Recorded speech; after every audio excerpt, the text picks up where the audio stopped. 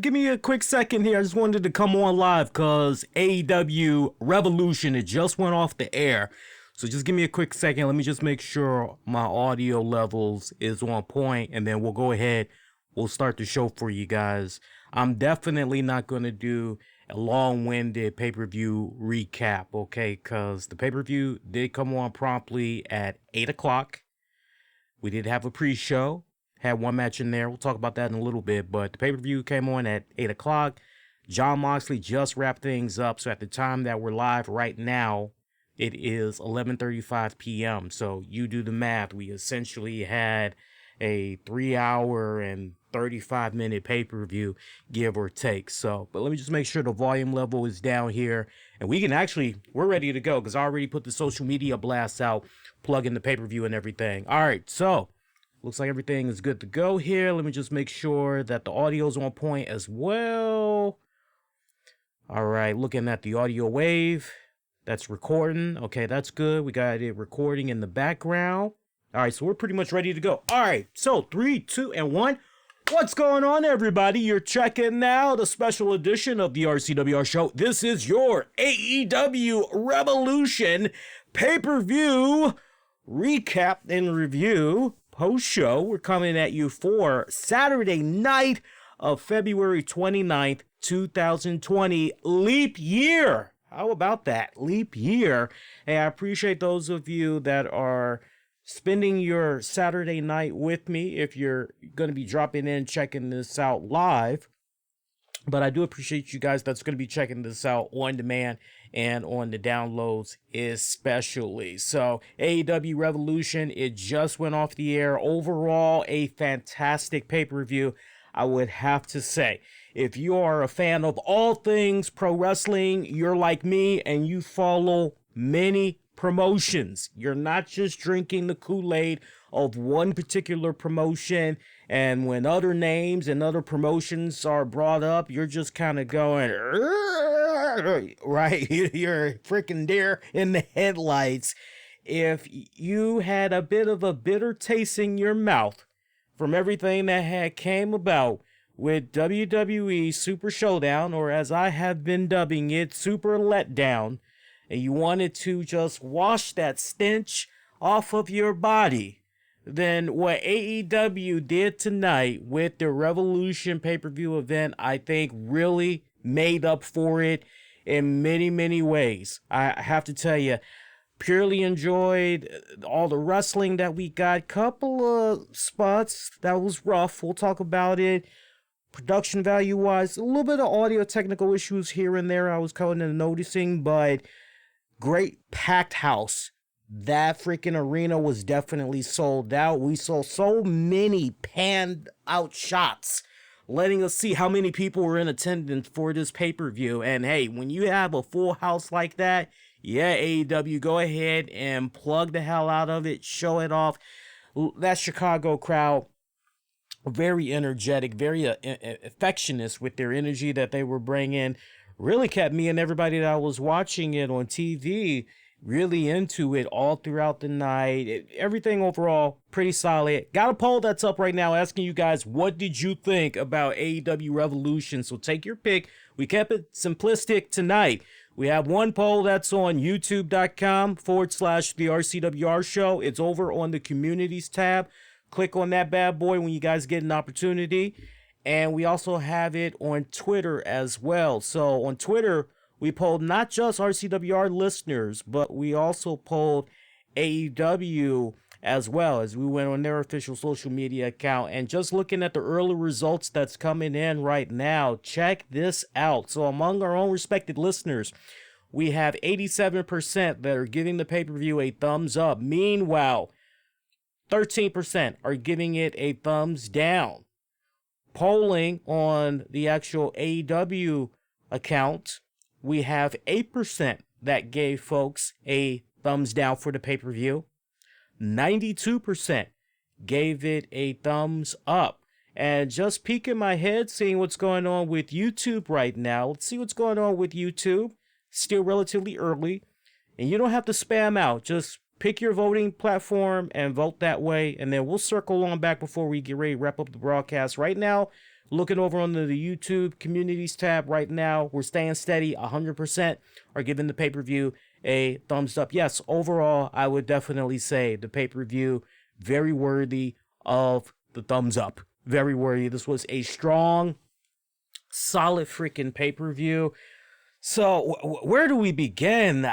I mean, I kind of feel like talking about the main event match. I really feel like, let's go ahead. I know we usually start from the top and we work our way down, but the main event match of the night between Chris Jericho, Jon Moxley, the story that they told, I enjoyed that. I enjoyed that, and we got a new AEW World Heavyweight Champion in Jon freaking Moxley, and I could not be so happy for the man, honestly, because we all know that, especially have followed his career before the WWE. A lot of us are really familiar with the work that he did for CZW and everything. We saw how it was with him in the WWE during the early years, and it's so funny because I can remember when the Shield and all that was running around. Believe it or not, that's how long we've been podcasting now. We were on the air when the Shield had formed. And I remember me and so many people when we were looking at, okay, who is going to be the breakout stars from the Shield? Off the break, many of us, in this order, majority said, Dean Ambrose for sure. Frickin' Roman Reigns, without a doubt. Just look at the guy. He's got the look. Hell yeah, without a doubt. Seth Rollins, a lot of us were really not that keen on. We really weren't that sure about. And it was kind of interesting how things ended up playing out. And, we know about Dean Ambrose, a.k.a. Jon Moxley's run in the WWE and everything. You had a couple interesting moments, and then you just had moments that were just kind of left you scratching your head and wondering what the fuck was going on there. So to see him, especially towards the tail end of his WWE run, hey man, I'm going to get in the best possible shape I can. I am going to be nice and ripped. I'm going to look banging. I'm going to come back. I got this serious chip on my shoulders. I'm going to prove to the writers and everybody else. I'm going to prove to them that, nah, man, what you've been having up to this point with the Dean Ambrose character, nah, man, we got to take it up to that next level. And I'm telling you, when he came back, he looked to be fucking phenomenal.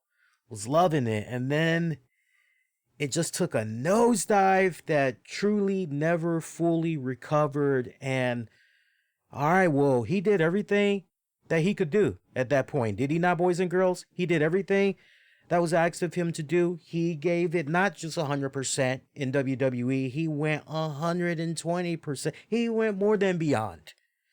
And we saw what ended up happening with him towards the tail end of his run there.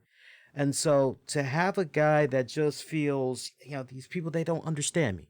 They don't understand my character, creatively, the ideas I'm pitching, and it's just why? Just why? And I truly was under the impression that maybe he was going to take several months off, find himself, figure out what he wanted to do next. For me, it was obvious he was going to get back into wrestling. But I just felt that, maybe he's going to take a little bit of time off. But then the more and more that I thought about it, I said, well, nah, he just had time off because of the injury. He's looking to get back on the saddle again. So for everything to just work out where he's able to come to AEW and he resurrects the Jon Moxley character, it's been an amazing ride. It really, really has. And I know we have some people that are probably going to be a little upset that Chris Jericho is no longer the champion and everything. When you really stop and think about it, and I was one of the rare few people out there in the podcasting world that said Jericho as your first AEW World Heavyweight Champion, it makes all the sense in the world because look at the cachet that he's built up over the years, over many decades. It makes all the sense in the world that Jericho is the first champion. You got to have all eyes. As much as I was feeling, hey man, Adam Page, at that point in time, I felt that still for essentially a startup company, you're trying to establish these people. You're trying to do your very best to make these people household names. You're going to have to rely on a veteran like a Chris Jericho to really bring in that new audience, to usher them in and basically have him work with those younger talents, right? So for me, it made all the sense in the world that Jericho became the first AEW World Heavyweight Champion, and not for nothing. And maybe this will please you guys a little bit better to know this, but Chris Jericho has been, up to this point, your AEW World Heavyweight Champion since August 31st of 2019. You heard me right. He has been the AEW World Heavyweight Champion since August 31st. Hopefully I said 31st. I meant to say 31st. If I said first, I apologize. But he's been your AEW World Heavyweight Champion since August 31st of 2019, going back to the All Out event in Illinois. And so that's a hell of a run.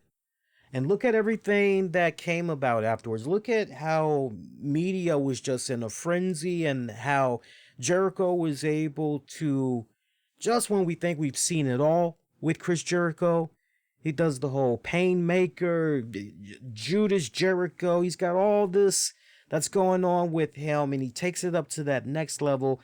As old as he is, not that that's a knock in any type of way, but you still got to factor in the age, and just the fact that for us long-time Jericho fans, given everything that we've seen, it's I'm not really sure, but he had one hell of an interesting and fun, energetic run as a champion. And for the title to change hands, for it to basically go, I have no problem with this. Really take a step back and think about this a little bit more.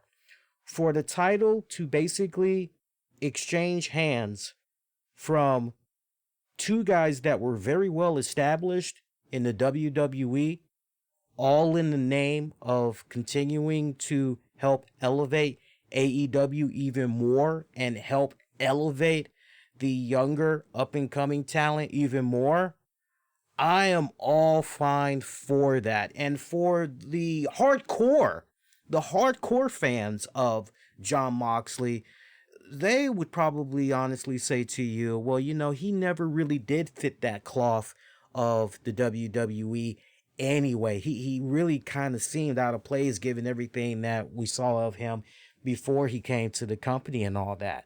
So, you know, it really feels, I don't know if it's just me, but it really feels like Moxley is more homegrown AEW. It almost feels as though maybe this is where he should have been all of this time, give or say. Yeah, I don't know, teach its own, but that's just how I kind of feel about that. That was a really great, entertaining match, though, that they had for the World Heavyweight Championship. I like the fact that Jericho, feeling a sense of urgency, if there was ever a time where Jericho is going, you know, I could honestly lose this World Heavyweight Championship.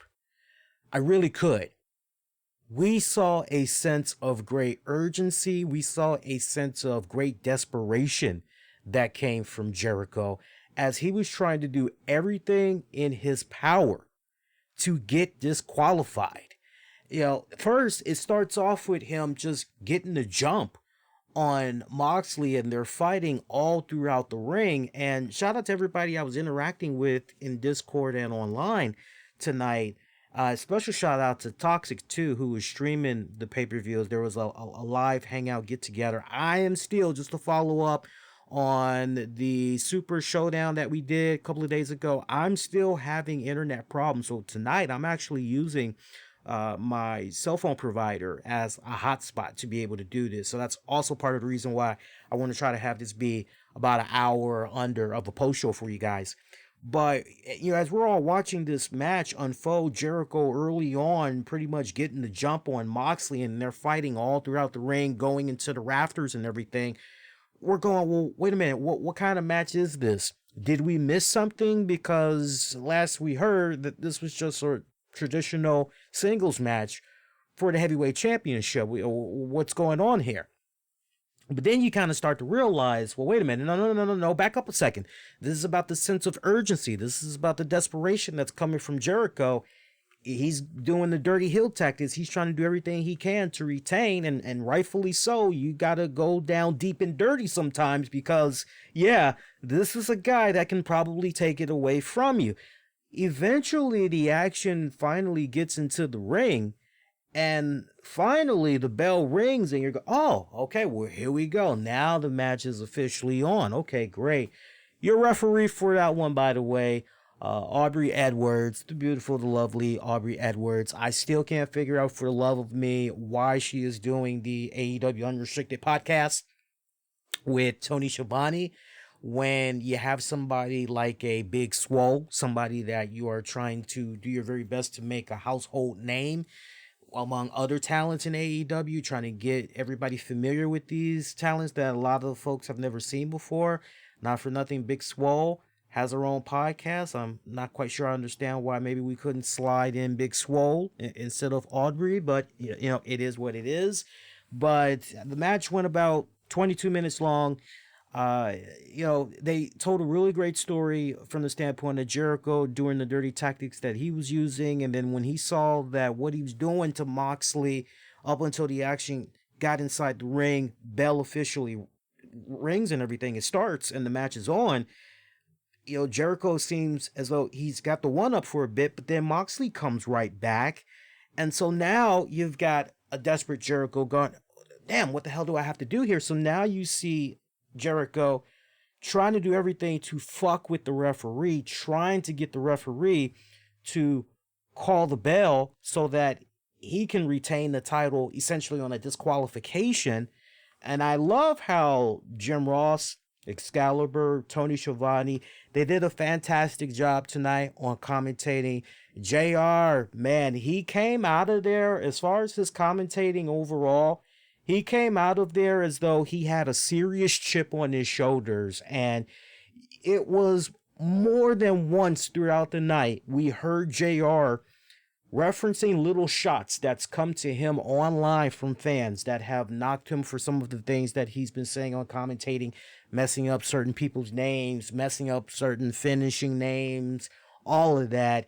And it was very good tongue-in-cheek humor that JR was using.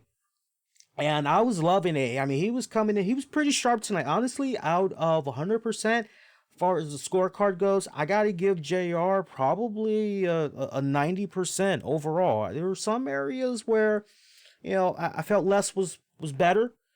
Felt he was just slightly, but it really felt as though he really did his very best to prepare. And it kind of goes to the point that I had made early on when Jim Ross joined AEW, and it was like a lynch mob way back then. I said to you guys, give him some time, give him a couple of months, let him build that rapport with the wrestlers, get to that healthy point where he's having them on his show and everything, his podcast. Give him some time. Now that it's only one promotion that he's focusing in on, he's going to be okay. It was basically like when he was calling New Japan Pro Wrestling with Josh Barnett. Essentially, it was like that. Yeah, he was messing up the names. What do you expect when he hasn't been doing it for that long? You got to give him a little bit of time. You could probably put him under a little bit more scrutiny, though, with New Japan Pro Wrestling, because after all, him and Josh were going to a facility a couple of times a month, and they were doing audio, and you could kind of make the argument, man, didn't they have somebody that could have corrected them on the names right then and there? What the hell, especially when it came to the live stuff. But that's but no, JR actually did pretty damn solid tonight. The whole commentating team, they did pretty damn solid tonight. But Jericho trying to do his best to manipulate the referee in the calling for the belt. That doesn't work. Then you see the numbers game as far as the inner circle coming out there at different points. Jack Hager, Sammy Guevara. You talk about some serious odds that were stacked against Moxley. And the story they told, somehow Moxley able to overcome all of that to become the new AEW World Heavyweight Champion. It was great booking that they did for that main event match. I thought they laid that out extremely well. Match went about 22 minutes long at length. And I tell you what, for Aubrey, that was really cool. Even though she didn't catch Sammy Guevara, it was cool how she basically did eject Santino and Ortiz and Hager from ringside, because she just kind of felt, all right, there's too much going on here. There's going to be some serious shenanigans if it already hasn't gone down already. It ejects them and everything. Let's pick it up and let's talk about the closing moments of this matchup. I'll offer some more final thoughts on it, and we'll talk about the rest of the card. But it makes a lot of sense to go in strong, talking about that main event match. But yeah, let's talk about the final moments of this one. One cool thing that we saw that went down, we see blood that's around the right hand side face of Jon Moxley, and you're going, man. And kudos to the attention of detail that Moxley has been using these past couple of months in selling that eye injury, right down to the point you see this guy on social media, or people are able to meet up with him doing meet and greets and everything. And Moxley is just continuing to push that. I am a sucker for old school wrestling like that. I truly, truly am a sucker for that. I hadn't seen anybody push a injury stunt like that. Really? You guys would have to jog my memory up a little bit, but it kind of feels like not since Shawn Michaels and he went through the Jeritron 5000 or whatever by Chris Jericho. Not since something like that have I seen to the extent that Moxley was able to take it up to. I'm sure before the broadcast is out, you guys will, well, what about this one? This was more recently, and I'm sure that'll jog my memory, but that's the one that stands out to me the most. So, closing moments of this one, we saw Jericho. He applied the walls at Jericho. Moxley was successfully able to fight out of it as he had hit the ropes. Jericho then is arguing with Aubrey. It looks as though it's about to get physical, as he's kind of coming off as if he's getting ready to put his hands on her and everything. But Mox counters Jericho eventually into a Seto suplex. Then he does a lariat. All of that. Does a cheap shot on Mox. Ref does see this, but doesn't call. As I mentioned earlier, she booted out Inner Circle and everything. Jericho raked the good eye of Jon Moxley. So at this point, you're going, holy shit, Moxley's good. Okay, so he's running into this motherfucker now, blind. This is over and done with. Jericho surely has this freaking laid out. Like, that's got to be freaking it. Well, I believe, I'm looking at my notes here, after Jericho rakes the good eye, he follows up with some strikes on Moxley as he's down at this point. There's a second rope knee drop that follows, and the Judas effect that gets countered, followed up with Death Rider by Mox as he removes the eye patch to show, he's been faking it, at least up until this point. Yeah, his eye was damaged for X amount of weeks, but he was playing possum going into this main event match. He does another Death Rider on Jericho. 1, 2, 3. Jon Moxley defeats Le Champion Chris Jericho to become your new AEW World Heavyweight Champion. Still into the first quarter of 2020 as well. And honestly, the timing of this, it couldn't be any better. Now look, to AEW's credit, they've been doing a phenomenal job in the ratings, so well to the point that TNT goes, hey, we're going to renew you and everything. But, when you look at some weeks for the AEW ratings, you go, I'm just, for an analogy, you go, hey, great, they got 886,000. Hey, that's fantastic. But then the next week, it's 817. You're going, well, wait a minute, what the hell happened right here? So I think the timing of switching champions is extremely good, because now you've got this new excitement that's in the air. And just imagine that casual wrestling fan that maybe has not quite tuned in to AEW just yet. By the way, I don't know if you guys can see this, but let me show this off a little bit. I'm actually pushing a All Elite Wrestling shirt tonight.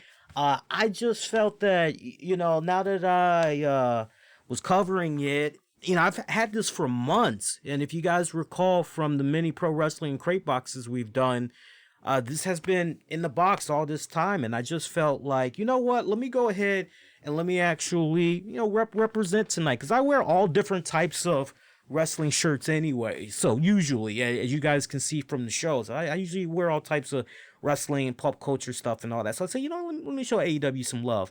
But the timing of this is great because just imagine if you're that casual wrestling fan that remembers the work of Moxley in WWE, and maybe you haven't been checking out the product in a while because you haven't been liking certain directions that the company has been going in, and you're going to your favorite wrestling website or whatever, and you hear, oh man, so Moxley, Dean Ambrose, he's now the AEW World Champion. Oh, so now you're going to probably, let me see what's going on. I've yet to watch AEW. Let me see what's going on over here. So I am expecting for the next several weeks that there is going to be a significant spike in the numbers. And to the point, I kind of agree with what some of you guys have been saying about the AEW numbers. Some people feel that, look, given everything that's going on with the Revolution pay-per-view and everything, and if AEW does not crack 1 million, something's not quite right. They should be able to easily crack 1 million. And I'm with you. Honestly, they should be as close to that 1 million, if not crack it this coming Wednesday. They definitely need to crush whatever the ratings was that they had put out for this past Wednesday. That much for sure. But no, fantastic overall. Timing is perfect, creates new blood. Of course, Jericho probably has a rematch there lingering in the background, right? So, and maybe that rematch may come as early as AEW's next event, which we had heard about. I believe we heard about it during the pre-show or during the main pay-per-view when it was beginning. But AEW is going to be bringing us from the New Jersey area, Blood and Guts. You just gotta love the name of that too. Blood and Guts. That's going to be happening. And shout out to those of you that kept giving me the notes about when that's happening. That is going to be happening on March the oh God, I forgot it already. I want to say it's going to be on March the 25th or March the 26th is going to be AEW Blood and Guts. If you can hang tight real quick, I can actually pull it up right now here. Here we go. I just typed in AEW Blood, and yeah, the March 25th episode of AEW Dynamite is going to be dubbed Blood and Guts. It's going to be a special edition of AEW Dynamite. So I can't wait to see that. It sounds to me like they're borrowing a page from what MLW normally does. It seems like at least once a month they do special themed episodes of Major League Wrestling. I know most recently there was one where the Dynasty had actually produced the episode.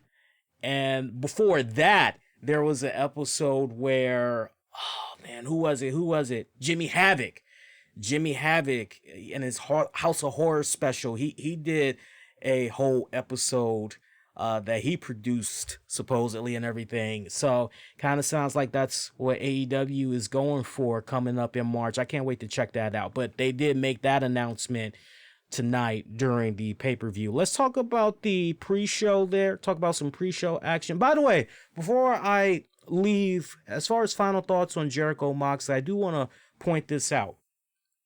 Moxley came out to his usual entrance. Jericho had the best live entrance of the night. He had what was called the Inner Circle Choir that was singing his Judas. And that was badass. I loved it. I said, oh, snap. Jericho's taking us to church. Oh, hell yeah. It was awesome. If you're able to go out of your way and you're able to find his entrance, Daily Motion or YouTube, it's worth going out of your way. And let me take this a step further. For those of you that maybe were a little bit on the fence and you did not come out of your pockets to pay $50 for the pay-per-view, $40 if you're able to get a little bit of a discount there. I will tell you, if you were a little bit on the fence, but you didn't want to let that 50 go, that $50 go, drop it. Drop it. Very rare I will tell you to drop that much money on a pay-per-view, but you definitely got the bang for your buck with this one. So order it, catch the replay. You'll thank me later. I promise you. That was the best live entrance of the night too. I want to stress that because there were some other live entrances that were pretty shitty. All right, so our pre-show, we had the buy-in, as they dubbed it. We had Taz and Excalibur. Tony Schiavone, he did interview SCU. Daniels was pretty fired up, talking about the Dark Order and everything. And that eventually had set up the pre-show match of Dark Order taking on SCU. As expected, Minions, they were at ringside and everything. This was actually a pretty good tag match. Didn't go too long, wasn't too short, a little bit over 10 minutes. Dark Order had defeated SCU. Post-match is where things got interesting because as the Dark Order was continuing to attack SCU, and keep in mind, there was no Christopher Daniels. So a lot of people were kind of wondering, okay, so what's going on with Daniels? Why wasn't Daniels there at ringside? Kind of looks as though he was leaving his boys hanging there. What's going on? But as Dark Order was beating the crap out of SCU's Frankie Kazarian and Scorpio Sky, we hear the music of Boom Boom, co-owner, founder of Pro Wrestling Tees himself, freaking Colt Cabana comes out there. Great freaking pop from the crowd. And by the way, with C2E2 doing its thing all weekend long, I actually was supposed to be out there too. I was supposed to be out there with, shout out to him, my man Julian Cannon from the Wrestling Corps, Missionary Thomas, Wrestling Soup, shout out to you, buddy. I was supposed to hang out with, it was supposed to be a podcast Avengers get together essentially.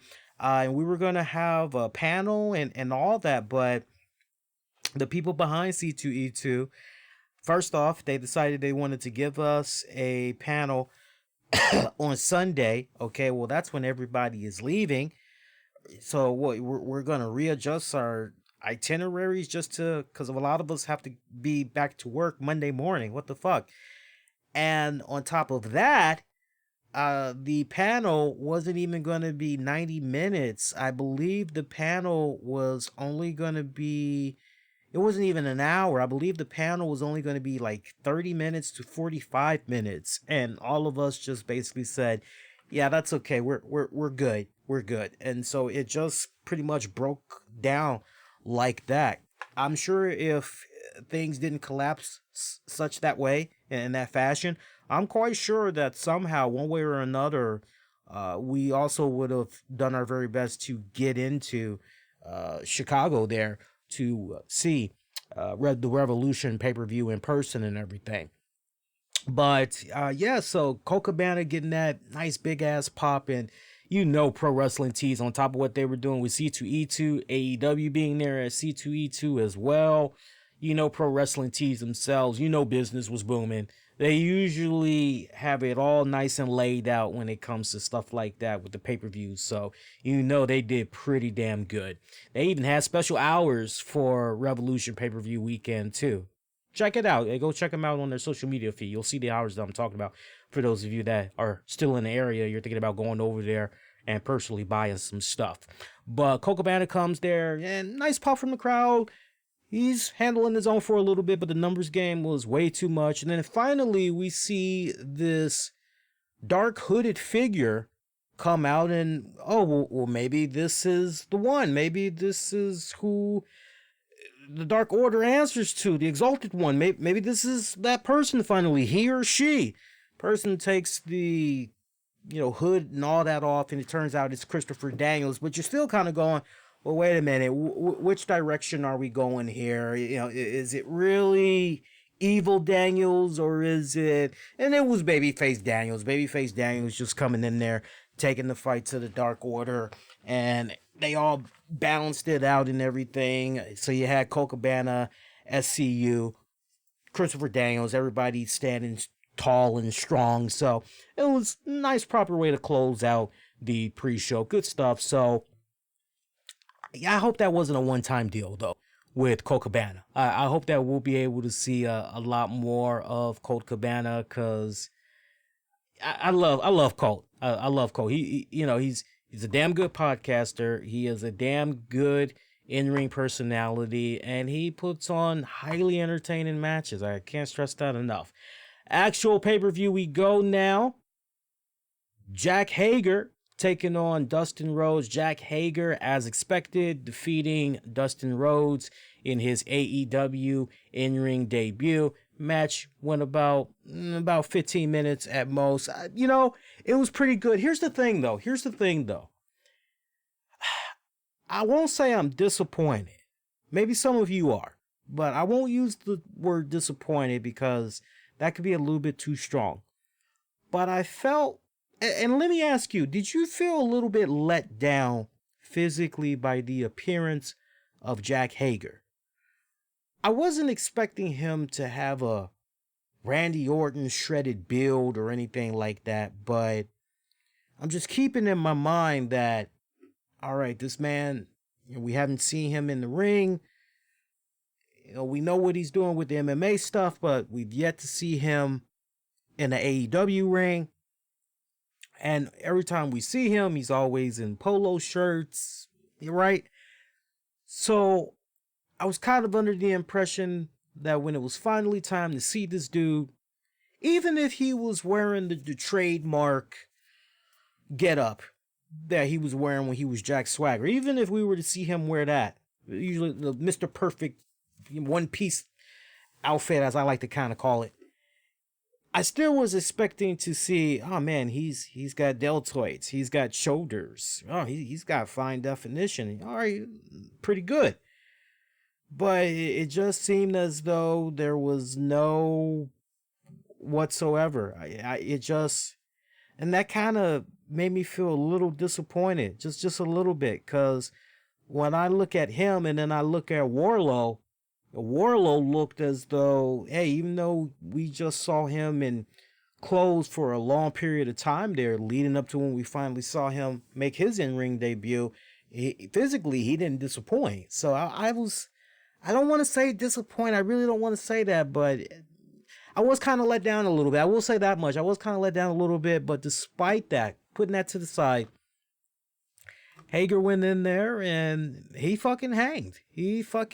And for me, it really wasn't much of a shocker that he was able to go in there and hang, because those of us that remember seeing him in Lucha Underground, I mean, do I really need to say more? So it's not like he hasn't been doing anything as far as wrestling goes post WWE. But the match, I know a lot of people were complaining about the match. A lot of people felt that it was boring. I felt that, given the fact that Jack Hager is a somewhat tall guy, yeah, he's a bit agile. He could do a couple of high spots here and there, but he's mostly a ground technical type of guy. And you're matching that up with Dustin, who is essentially a pretty grounded guy as well. Does a pretty nice drop kick and everything. I felt that they gelled pretty well together. The tone of the match, style of it, I really didn't have a problem with it. The pacing of it, all of that was actually pretty good. For me, the real MVP of this match, though, was freaking Jack Hager's wife. Man, she is freaking gorgeous. And you knew something was going on. You knew that she was going to be used as a prop, because as Hager was making his way to ringside, he sees her and he's kissing her. I mean, tongue deep and everything. And the camera just kind of stayed on that a little too long, and you couldn't help but go, we're going to come back to this. And sure enough, we did, because later on during their match, I keep wanting to call him Goldust, forgive me. Dustin comes over there to Hager's woman, and she's talking up a mad storm and everything, and he just grabs her by the back of the head and plants one on there, and she smacks him and everything. it was good. It was good. I loved it.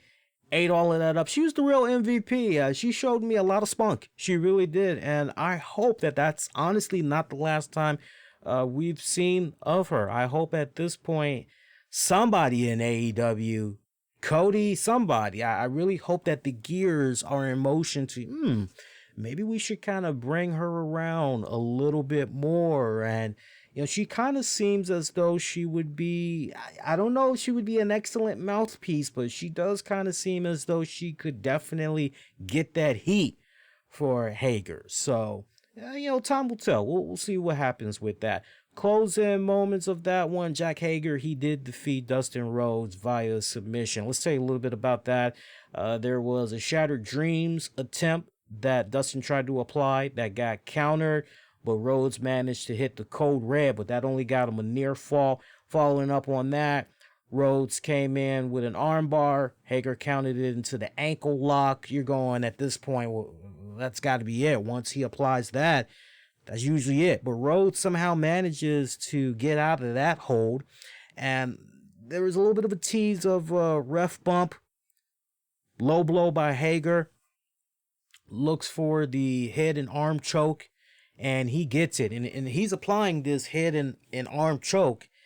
And Rhodes just, it almost seemed as though, just imagine you're getting ready to hug your spouse, or you're getting ready to hug your favorite animal. And just imagine they just go lifeless like that. As soon as freaking Hager applies the head and arm choke, Dustin is just, night. And the ref just calls for the bell. There was no checking of the arm. Where's the one? Arm drop. 2, arm dropped again. 3, it's over. Ring the bell. We didn't even get that. It's just almost literally, he applies it. The ref just kind of goes,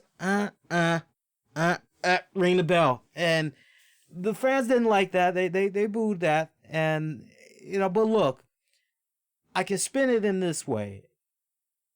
Dustin never tapped out. Right? He never tapped out. Nice, good, strong fighting spirit right there. Hager looked strong in the process. So they both kind of came out of that still relatively looking pretty good. Darby Allin taking on Sammy Guevara. Any guy, and you guys that know from me talking about MLW from time to time, I'm a big fan of Darby Allin. And let me tell you something, brothers and sisters, anybody that is able to kick ass, wear badass makeup, but kicks ass with a skateboard, they've got my vote any damn day of the week. I love me some freaking Darby Allin, and I can't stress it enough. I don't know how much longer it's going to be going on, but if you all have been enjoying the work of Darby Allin and you've yet to check out MLW, do yourselves a favor and make the investment in MLW, because I got a couple of episodes of MLW on the DVR. I think I got about maybe 3 episodes worth that I got to catch up on. But one of the last ones I had saw, Darby Allin had been feuding with Jimmy Havoc. Penelope Ford's been thrown into the mix in there as well, because I believe Penelope Ford has been aligned with Jimmy Havoc. So it's been an interesting rivalry that was going on over there in MLW. It's my mind is so all over the place these days. You got to forgive me, especially with the wedding and all. But I'm going to say one last time I watched that was going on. But yeah, I love Darby Allin. He's a cool fucking dude. I love him. That's definitely a nice, cool breakout star for AEW right there. That's the next big thing that's going to be happening in AEW, I personally feel. Hey, give me something with Darby Allin and Jon Moxley down the road for the AEW World Heavyweight Championship. Or hell, maybe you could do something as early as Blood and Guts with those two. I'd be fucking down with that. I don't know about you guys. Darby Allin, though, taking on Sammy Guevara. Darby Allin defeated Sammy Guevara? Yeah. Darby Allin had defeated Sammy Guevara. This was actually a pretty good, entertaining matchup. I give these two a lot of props. I'm still kind of coming around to Sammy Guevara. I'm still coming around to him. He's got that nice young, cockiness to him and everything. I just need to see his personality fill out a little bit more. I'm my verdict for him is still a little bit out, but so far I'm liking everything that I'm seeing of the young man. Let's pick that matchup, and that was actually a pretty short match too, by the way. So that's why I'm not really going all in depth over it and everything. Closing moments of this one: Darby Allin was teasing using his skateboard, or correction, Sammy Guevara was teasing using the skateboard on Darby Allin, but Allin counters it into a destroyer, only gets him a near fall. Following that up, see, Sammy cuts off the coffin drop. When Darby starts looking for that, it's usually lights out, but Guevara countered that, follows him up on the top turnbuckle, hits the avalanche, Spanish fly, only a near fall. Sammy exposes one of the turnbuckles, and Allin sends him into it. Stunner, coffin drop, finishes them off. Darby Allin defeats Sammy Guevara. 1, 2, 3. Tag team matchup. This for me was definitely one of the matches of the night. For the tag titles, Hangman Adam Page on that cowboy shit. Kenny Omega taking on the Young Bucks. Okay, as I have said famously on this show over the years, I respect the Bucks. I like the Bucks. I just don't know what type of Bucks we're going to get. Are we going to get Bucks? Because see, my favorite Bucks, everybody has their own favorite version of the Bucks. My favorite version of the Bucks are the Bucks that will go in there, not rely so much on the flippity-do, flippity-day shit, and will go in there and will do their very best to tell a very, mat-based story. And that's what we got with the Bucks. Yeah, you had a little bit of high flying, here and there, but it wasn't, I'm just going to throw this in there, just throw all it, super kick, super kick, super kick, super kick, super kick, super kick, high dive through the ropes. We didn't get any of that overload crap in this one. And I loved it. My only complaint about this match, 30 minutes. Did we really need to go 30 minutes for this one? That's where I'm a little bit, come on. Yeah, you could have made your point in 20 minutes and essentially use that time for either another match or trim down on the overall pay-per-view length. But you really didn't need to go 30 minutes, I personally felt. And then there were so many, excuse me, there were so many near falls. There were so many false finishes. You're going, goddamn. The one spot that was killer insane that I thoroughly enjoyed, though, I believe it was Matt Jackson. Don't quote me on that, but I believe it was Matt Jackson. He gets Hangman Adam Page, and he basically does the Three Amigos. And when you're seeing the stage ramp and it connecting to the main stage area, the main stage ramp, it looks like they're doing a combination of hard glass, got some built-in neon light stuff in it for the walkway. And then when you get to the part that's cloth, as the wrestlers step over to this cloth wooded area platform to go into the ring. So you see Matt, he does freaking German suplex without letting it go. So Three Amigos, he does the first one, and Hangman Page's back, you hear it as clear as day. It freaking hits the freaking cloth wood platform. You're going, ooh. And then he's not letting it go. He picks him right back up and he does another one. And now Hangman Page hits the glass ramp and you're going, oh. And he does the third one and you just couldn't help but feel for Page going, oh, he's going to be stinging when he wakes up in the morning. He's going to be stinging freaking big time. That was insane. That was insane. You just couldn't help but feel for the man's back. Great stuff right there. I'm trying to think what else had went down in that match that kind of, yeah, I mean, other than the length, other than all the craziness that went down with the false finishes. I mean, you see at one point Kenny Omega, V-trigger for you, V-trigger for you. I'm taking you to Suplex City, mother lover. And he's just snap suplexing like a mofo left and right. And I just couldn't help but go, ooh. Because I'm just imagining these guys when this match is over, they are going to be needing some icy hot because they need to man up big time. I'm just be picturing them sore like a mofo. Hey, not for nothing. Maybe they got a personal masseuse waiting for them at the hotel. Maybe. But no, it was a very highly engaging, very good, entertaining matchup. I got to give it up to all four guys. A lot of people, and oh my God, the crowd reaction for this, by the way. The crowd reaction was awesome because every time the Bucks, from the minute that they did their entrance, Chicago booed them. And every time you saw a little bit of offense that was coming on from the Bucks, other than the Three Amigos and some other little spots, Chicago did not like the Bucks. They did not want the Bucks to go over. Every time Page and Omega were building up some type of an offense, crowd was eating that up.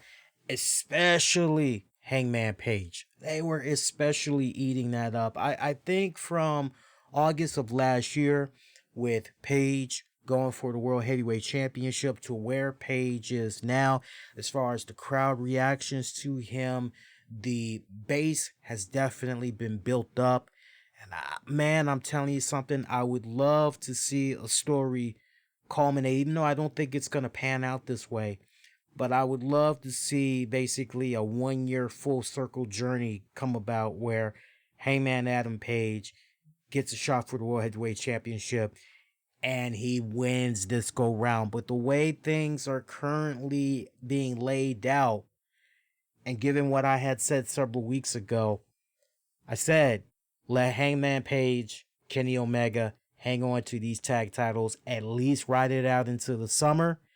And then you can have these guys feud with each other.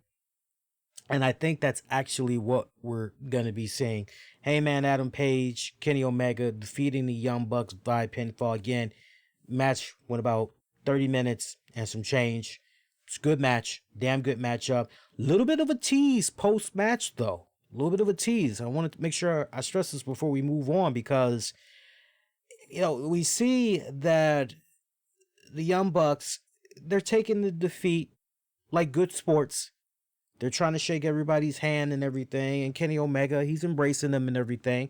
And they're looking on at Hangman Page. And Page wants nothing to do, kind of like how he's been past several weeks. He wants nothing to do with them and everything. So Bucks, they eventually leave. And as Omega is gathering himself in the ring, he's a little bit kind of not looking at Page, and Page is grabbing onto the ropes, and it almost kind of looked as though Page was getting ready to tease doing a flying forearm smash to Omega. And I tell you, so many of us in Discord, we were looking at that spot and we were going, oh shit, he's about to turn. What the hell? Because it seemed like they've been teasing it off and on, but he didn't attack him, at least not this time. But it really feels, especially when you've been playing it back in your mind the past several weeks on Dynamite, it's pretty safe to assume that these guys are definitely going to have a match against each other. But if, as far as the timeline goes, it feels like to me, and I've been a big advocate for it, no, let these guys hold on to the tag titles. Let them ride it out into the summer, and then let them feud with each other. You could say it's animosity, maybe from the standpoint of Hangman Page. Who knows? But just a fallout, whatever you want to call it. But build the tag team division up with those guys. Keep putting over other talents. And I said to you guys, as far as who could maybe eventually be the new tag champions past them, maybe you can go with the Dark Order. Or you can go with Jurassic Express. You got a few options. Or if you really want to make things interesting, you could go with, I didn't say this. Now, this is a new element. Since he is part of the inner circle, if you really want to make things interesting, you could have Jeff Cobb and Jack Hager, or Jeff Cobb and Warlow, or Warlow and Jack Hager become the tag champs. Just something to think about, people. Just something to think about. But great tag match. All right, let's keep going here. We got a couple more matches here to talk about. And I got to tell you, I'm taking a look at the polling results as we're going on with the show.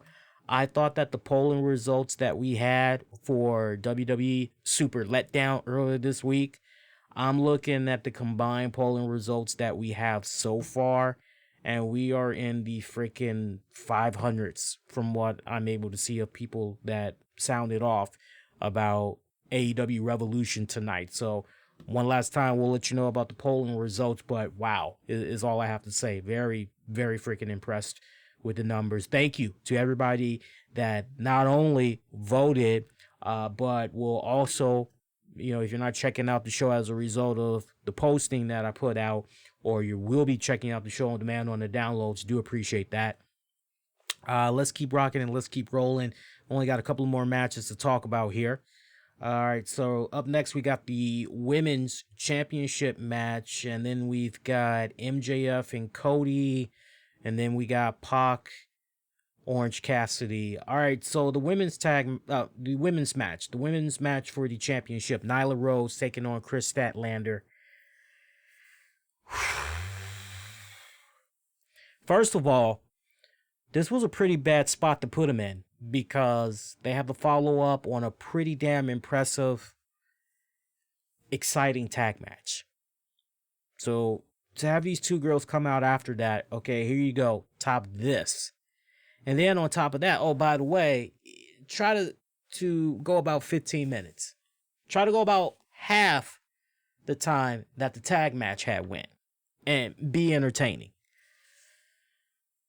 Some spots were a bit rough.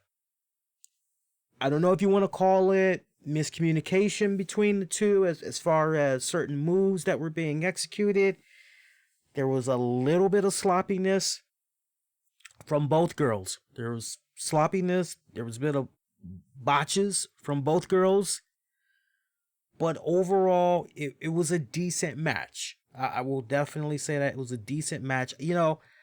I am a sucker for Chris Statlander, by the way. She is very easy on the eyes and nice and thick, too. Just the way I like women. Nice and thick. But, yeah, she definitely... I'm seeing it now. I'm seeing what the higher-ups in AEW is seeing with her. And, yeah, she is definitely going to be a very cool-ass fucking women's champion whenever they decide they want to make it happen with her. But I see a lot of personality and all that in there. But see, here's the thing. This match, it was good. It was good. Once again, though, I have a problem with a couple of areas. On top of the areas I just mentioned, you had this one spot where Nyla Rose went up to the top turnbuckle. She's looking for a high-risk maneuver. And all of a sudden, Chris Statlander is doing this weird fucking happy stance thing where she's on her hands, her legs are up in the air, and she's just going around in a circle. And Nyla Rose is just looking on. I don't know if it's amazement. I don't know if it's shock. I'm going, hey man, you say that when you get hungry, you break bees, right? Okay, well, why are you even allowing her to get that little bit of showboating offense? Take her out. If she's going to do that, do your high-risk maneuver. Headbutt her, drop kick her ass, go for the cover. Let's be over and done with. But, yeah, they got to tighten that up just a little bit more. Just a little bit more. Because, see, little stuff like that irks me out just a little bit. Nyla Rose... I'm trying. You know me. I'm pro Nyla.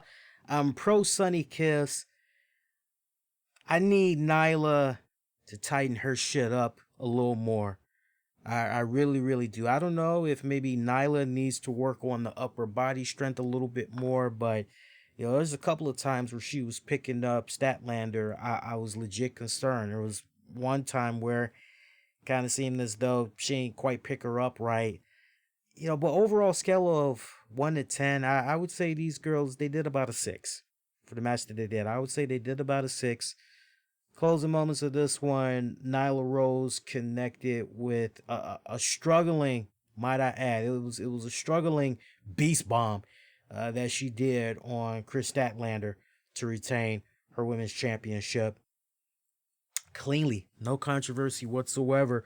What's next for Nyla Rose? You can't help but wonder that now that she has knocked out this respected number one contender, who's next? You can't help but wonder that. Honestly, I have not looked at the AEW rankings in a good minute, but just kind of going off of what I've seen the past couple of weeks on AEW Dynamite, I know Big Swole wanted a piece. Remember, she wanted a piece, so maybe Big Swole kind of slides on in there next, and maybe she's the one that gets a shot. Maybe Sunny Kiss. Just saying, come on now, hook us up with some Sunny Kiss. Like I said, I'm pro Nyla. I am pro Sunny Kiss. Just do your very best. And I thought Nyla Rose's words, by the way, I just want to give her a little bit of a nod too. Much respect. Look, the Chris Jericho interview that she did, we knew for the most part that was going to be a big fluff. But what she said on Twitter recently was pretty badass, where to everybody that was making a big deal out of the whole, hey, she's got this championship, and I like the point that she made, which was, if the girls on the roster aren't tripping, where are you? Because, when it counts the most, it's no different than, I saw somebody that posted something on Twitter earlier today, and they were talking about race relations in AEW. They were talking about how there needs to be more blacks, Hispanics, minorities that need to be signed to AEW or whatever. And I'm looking at this guy's profile and I'm going, dude, you're white. Let people like me, us real minorities, let us do that. We got that covered, right? If we feel that there is some type of a travesty, blasphemy, catastrophe, or whatever the hell kind of word I can rhyme, let us deal with that. We got that. All right, let's keep going. That match, though, that was about, under 15 minutes. Like I said, 6 out of 10.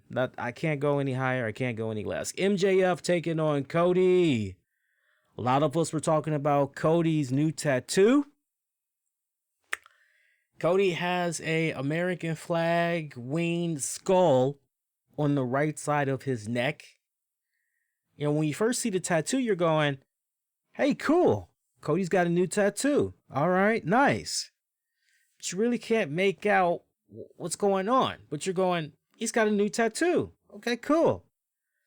But then you go to AEW's Twitter account, and they're giving a shout out to the artist that did the tattoo work. And when you actually see what is tattooed on Cody's neck, you go, well, damn, it's kind of rare as it is that we don't see enough tattoos on Cody. But to get a tattoo that big and get a tattoo in that area, and you're essentially stuck with that tattoo until you die. Look, it's a very simplistic design. I'm a sucker for tattoos. I love the whole thing with skulls and all that. Cow skulls, all that. The more demonic looking, the more three-dimensional it can be, the better, I always say. It's a very simplistic, kind of a one-dimensional design, the skull design that he has on his neck. And I think it's kind of cool with the use of the coloring of the American flag that they did. I think that's kind of cool. I just wish it was more three-dimensional. I kind of agree with what some people were saying. He should have gotten a trowel tattoo. But hopefully this is the start of something that maybe is going to... Maybe it's the beginning of a long...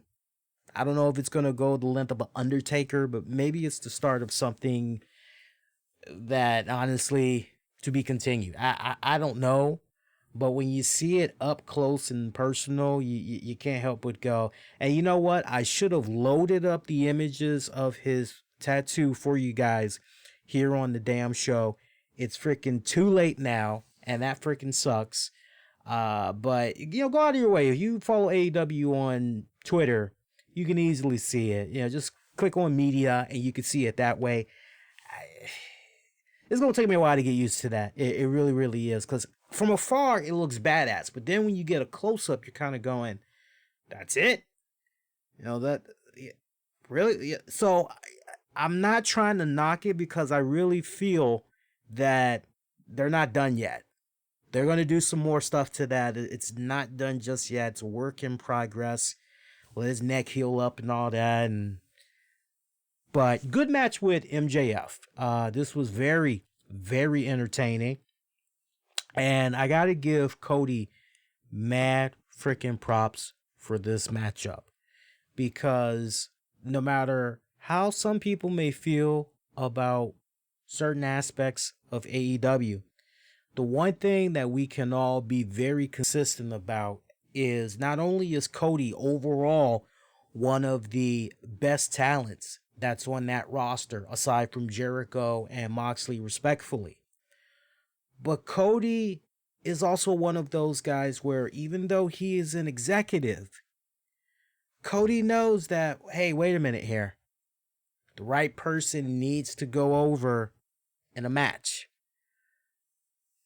I don't know if that's his dad kicking in there, everything that he's learned from his dad from over the years and the promotions that he's worked for, but for Cody to put over MJF, dude, my respect for Cody just went to an even higher level because my expectations for this match, just the way that it was being booked and everything, it seemed as though with all of the things that MJF had stacked on top of Cody, man, you want me that bad? You want me in the ring? Well, you got to go through this. You got to go through that. And you got to go through this. You got to go through that. And for Cody to finally get his hands on MJF, you kind of felt as though, oh, well, Cody's going to get this. But no, Cody, booking wise, does the right thing and actually has MJF go over him. And it was smart how they freaking booked that. I mean, first off, MJF seeing color. Oh my God. I love that. I guess Cody said, you know what? I've done enough bleeding as it is. I need to recover a little bit more. I don't really think I can give you anything right now. Try me next week.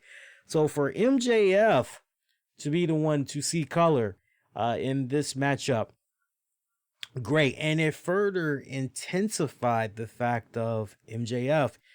He may have barked up the wrong tree here. He may have bitten a lot more than he can chew right here. And to see Arn Anderson get the bump in there, that was... it's like, man down. Brandy, I don't know what, booking-wise, you're going, what is Brandy thinking? Brandy looked very gorgeous, by the way. Did she not? She looked, very, very cute with her nice little white shirt, little Daisy Dukes. She is as cute as a button, man. I tell you what. It's like, what are you going to do? Her little thin self, she thinks she's going to be able to run across the apron, do a dive, and have Wardlow crash and burn. And Wardlow just freaking picked her up with ease. Okay, and what? And that was getting ready to be very, very ugly until the miscommunication came about with Cody trying to intercept Wardlow, doing whatever he was about to do with Brandy. And then Arn Anderson getting caught right up in it, and he's down, so EMTs are checking out on him and everything. And that was smooth as hell how Jim Ross and crew brought up the fact of, hey, Arn Anderson, he had got surgery many, many years. They milked that for all it's worth. That was really awesome how they had set all of that up. But to see MJF get color in there and everything, you go, oh man, like this dude's, he's done. Like stick a fork, he's done. But then closing moments of this one, MJF freaking crawls over to Cody and he's grabbing on his boot and he's trying to hug the boot and he's crying to Cody, please, no more, well, please, no. And he just freaking suckers him, he spits in Cody's face, does the crossroads, follows up with another, does Cody. Cody ends up doing the crossroads to MJF twice. I believe he was looking for a third one, and MJF kind of did a nice little low blow in the groin there. Ref kind of did not notice that. And MJF just glocks him in the head. Cody goes down. You're going, some hell of a punch. What the hell? The diamond freaking ring that he won in that freaking DDP little diamond classic tournament several weeks back. It came into play. Turned out he had that in his freaking trunks the whole time. And when he needed it the most, put that bad boy on, knocks out Cody, picks up the victory. Nice bragging rights for Cody, because he put the right guy over in this one. Sometimes you look at a match and you go, okay, who really needs to go over here? Who really needs the steam? Who really needs that momentum? And for MJF to get that, look, would MJF been okay with a loss? Yeah, he would have been okay, but he really, really needed this. And for Cody to make sure that MJF went over in this, he's got my utmost respect. Pac taking on Orange Cassidy. Let me tell you something, man. I don't give a damn about dick flips, tampon matches, and all that shit. But I do love me some Orange Cassidy. And I got to tell you something. As far as entertainment goes, Orange Cassidy, for me, he's kind of right up there with the Andy Kaufman, give or take. And he's entertaining as hell. And the other thing that I really like about Orange Cassidy, he reminds me of the Man with No Name, Spaghetti Western there. He almost kind of reminds me of that, because when you go to the first Fistful of Dollars, for the longest period of time, it's rare that you see Clint Eastwood's character, use his hand. For the most part, he's doing everything with the left hand. And that's because when he uses that right hand, essentially that right hand is God. That right hand is death. And if he uses that right hand, you can forget about it. It's over.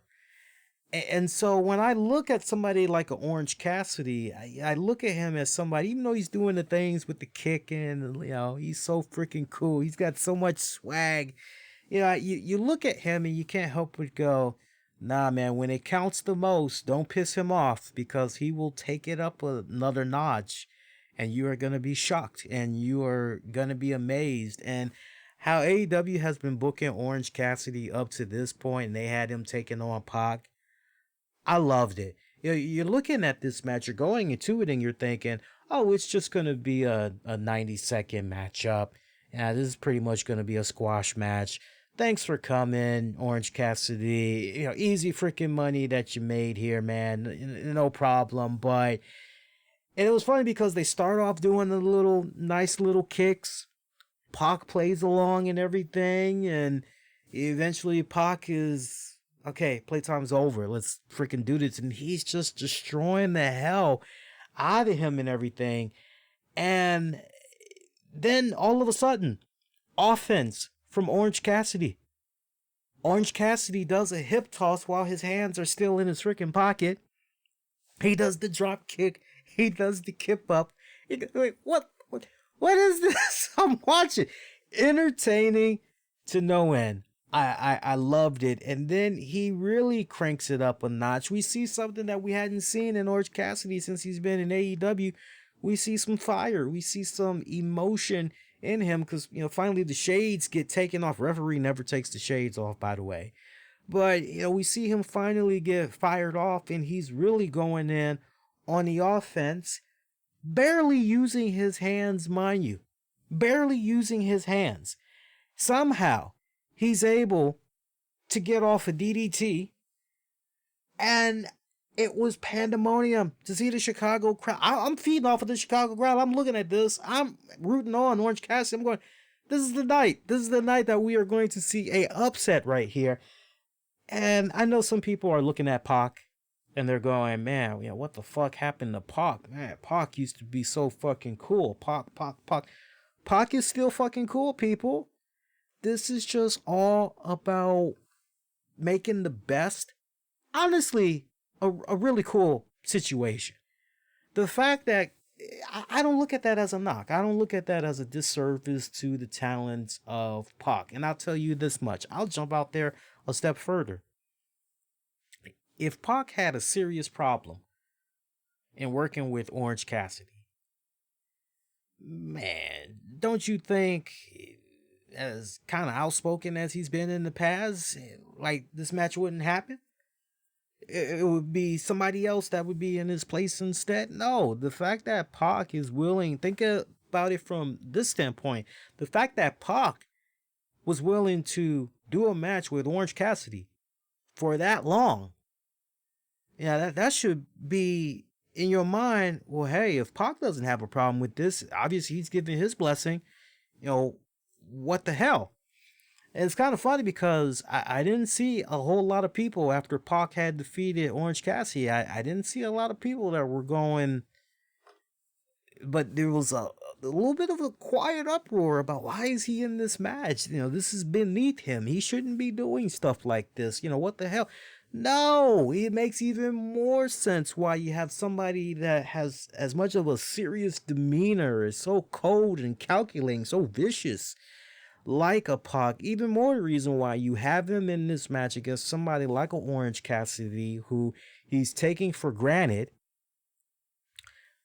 And now we know that when it counts the most, Orange Cassidy, he is not only the king of swag, he's the king of mind games, and he is one that you really need to watch yourself around.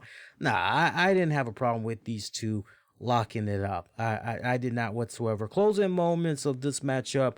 Let's pick it up here. Cassidy went up top. Pac cut him off, however. Follows it up. Cassidy counters counters whatever Pac was trying to do to him into a DDT from the top, and then hits back up. Deep impact follows until Pac rose to the floor. And that also was another spot that was really cool. Just when it looked as though the match was over and done with, Pac is on the offense. He rolls in Orange Cassidy, and Cassidy just rolls all the way back out the ring, and Pac's like, what the fuck? He goes over to the other side, picks him up, rolls him into the ring. Cassidy rolls back to the other side, rolls out of the ring. Pac goes back, gets him again, and Cassidy tries to do this again, but then Pac hurries up to the other side to intercept him, and you just see Orange Cassidy literally smiling and laughing his ass off at the same time. Oh, you know I'm faking, huh? I'm just egging you on. Entertainment at its finest. This was a good comic relief. We needed it up to this point. We really did need it up to this point. Placement of this one was actually pretty damn good. Trent Beretta. I'm trying to figure out here. Something had happened with Trent Beretta and the Best Friends, because they were there at ringside and they were rooting on Orange Cassidy, but the Lucha Brothers came out and they were beating the crap out of them. So we're probably going to see these guys have some type of tag match coming up on Dynamite this week. But after that whole attack had went down, Pac, he connected with the Brutalizer, picked up the W. Pac defeating Orange Cassidy. A little bit over 13 minutes was that respected matchup. We already talked about the main event match. There's really nothing else more we need to add to the main event match. By the way, before I forget, the national anthem that was sung tonight for Revolution, the tradition continues. I'm not talking about the Masters on CBS with Jim Nance. I'm talking about the tradition of people that are doing a piss poor job singing the national anthem. I don't know who's booking these people to sing the anthem. It can't be that hard to get some really good freaking talent. And I think part of the problem is These people need to be able to monitor themselves and make sure that what's being projected is on point. They're at the right octane level or whatever level, baritone, whatever. They're at the right level when they're singing and everything.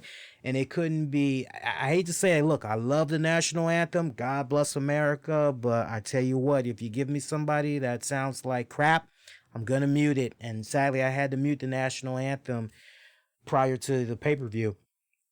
And if ever, to validate the point that I'm making, look at what went down for Cody's entrance. Whoever the band is that normally sings the theme song for him, the actual studio version, they were there singing it live, and everybody, including myself, that band sounded like shit. Not exaggerating. I wish I was being mean. Shout out to, I'm actually looking at the Twitter feed right now here. Shout out to Jay West. Jay West said sounded horrible live. Not that I could see, because I have this playing on my big screen TV. But for this match, yeah, it was horrible. It was horrible. You also had Brian J. Shout out to Brian J. Yeah, people where I'm watching were like, what the fuck is up with this long entrance and horrible band? Great match, awkward entrance. It was really bad. It was really bad. So yeah, like, get these guys some beats, get them something. They need to be able to monitor themselves better. When, why do you think when most podcasters, when they're doing the show, I know some people, they go, headphones? Don't need no sticking headphones. Fuck the headphones. But see, here's the problem. When you're not pushing headphones, you're not really sure how loud you sound and all that good shit. And that creates problems for when you're editing and post-production and all that. So, get these guys some nice, discreet little earpieces so they can monitor themselves and everything. And here's the real kicker. If they were, in fact, pushing earpieces and they could hear and monitor themselves as they were singing, is all I have to say. But overall, fantastic AEW Revolution pay-per-view event. Keep in mind, this pay-per-view event that they did here tonight, for a Saturday night, fantastic. For a Saturday night, fantastic what they did. And this is the first pay-per-view that they did for 2020. So they kicked it off right. Because remember, the last pay-per-view that they did was Full Gear. And that was on November 9th. So this is their first pay-per-view for the new calendar year. Awesome. They did a phenomenal job. My hat's off to them. Really setting the tone for Dynamite, new rivalries. What's next for Jericho? Who's going to be stepping up to Jon Moxley? What's up with that? Great heartfelt words that Moxley had cut to at the end of his match against Jericho, letting all the fans know, hey, this isn't my win. This is our win. Giving mad props to everybody that's been supporting him over the years through the good times, bad times, and all that. Good stuff, man. Good stuff. Just overall, great pay-per-view. Telling you, if you had got left with a nasty bitter taste in your mouth from what came about with the WWE Super Letdown in Saudi Arabia, makeup, check this out. $50, you're willing to spend it, drop it, you won't be disappointed. Hey, we got a couple of sponsors we want to shout out. Definitely shout out some of our Patreon members as well. First off, I want to shout out our sponsors. Shout out to the good folks behind the movie President Evil. Just a couple of days before the November elections, 3 young girls are stalked by a deranged serial killer dressed as the President of the United States. Check it out. It's on Amazon. Check it out if you love comedy. Good stuff. And we got a new sponsor we need to tell you about. We're brought to you in part by CarEyes.com. Again, CarEyes.com. If you see me drinking a lot of water, for those of you watching the webcast, I'm still down with a cold. A lot of nasal congestion and all that. So I've been on cough medicine all weekend. So we're almost done. Car Eyes, and you spell eyes, EYEZ as in zebra. CarEyes.com. check them out. They're trying to make a cool, fun, innovative way for you to go about selling your car or looking for a vehicle on the marketplace. So, four simple steps. It's easy. You go on their site, you register, you create an account, log in with your email and your password afterwards. From there, you view the marketplace. You can either buy a vehicle or upload your own vehicle that you have for sale. And then comes to the payout. Private sellers pay $4.99 a month for up to 10 cars, while dealers pay $29.99 a month for unlimited posts. So, simple as that. Check it out. You won't be disappointed. I like these guys. I like them a lot. I know there's a lot of you guys, especially around this time of the year, with summer coming, you guys are planning trips and everything, thinking about getting a new vehicle and all that. Hey, on top of the Carfax, careyes.com. Happy to have them on board as a sponsor for the next couple of weeks. Also want to recognize some of our Patreon members, patreon.com/RCWR show. You guys can check out bonus audio and video content, great majority of which you won't be able to find anywhere else. I still owe you guys the second episode review of Better Call Saul. I'll be doing that when I feel just a little bit better. And we're also going to be sitting down, me and the missus, we're going to be recording a new Wrestling with the Topics for you guys. Shout out to my good friend Anthony Missionary Thomas of Wrestling Soup. Shout out to Justin Ripstock. Shout out to Sean Kenter. Shout out to John Krauser. Shout out to Freddie R. Freddie. Shout out to Michael Wolf. Shout out to John Davis. And shout out to Tony Bean Gaming. See, I almost forgot, but no, how can I forget about my good friend Tony Bean Gaming? One of the very latest in all things Marvel Strike Force, Marvel Ultimate Alliance 3, Marvel Super War. Check out Tony Bean Gaming. Tips, tricks, news, walkthroughs, reviews, whole 9 yards. Got an awesome Patreon paywall as well. Check him out when you guys get an opportunity. And Screaming Bullseye 1 on Twitter.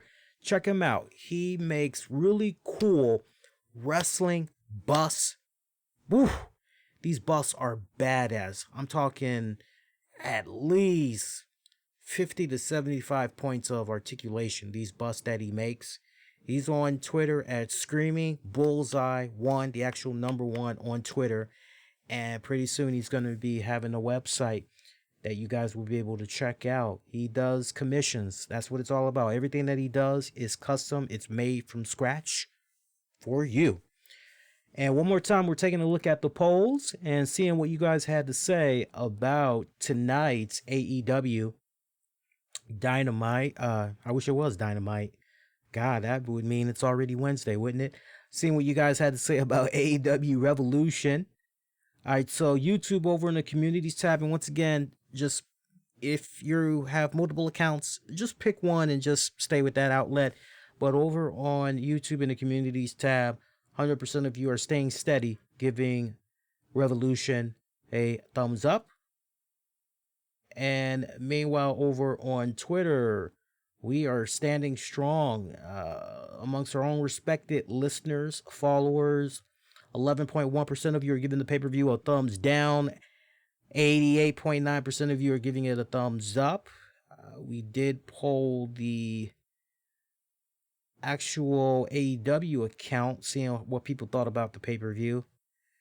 Shit, landslide victory right here, man. I mean, this is fucking 9.1% gave the pay-per-view a thumbs down. 90.9% gave it a thumbs up. So, yeah, right now we are still, about over 500 of you have voted. Once again, thank you guys for voting. Appreciate that.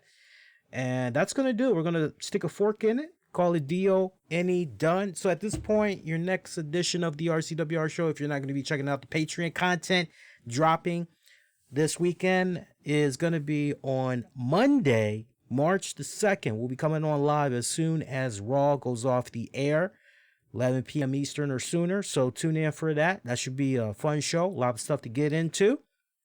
And of course, your next edition where we're going to be talking AEW Dynamite, NXT, MLW, Ring of Honor. We'll be going all over the place. That'll be dropping on Wednesday, March the 4th. And in the meantime, be kind, rewind, check out previous episodes you may have missed on demand and on the downloads. Once again, for those of you checking out the show on demand and on the downloads, thank you for the love and the support. As always, that is going to do it for now. Enjoy the rest of your weekend, everybody. For those of you waiting for this on demand and on the downloads, give me about 40 minutes at most, and I will have this ready to go. Thank you for the support as always. And until next go round, I'm wishing all of you all to be safe.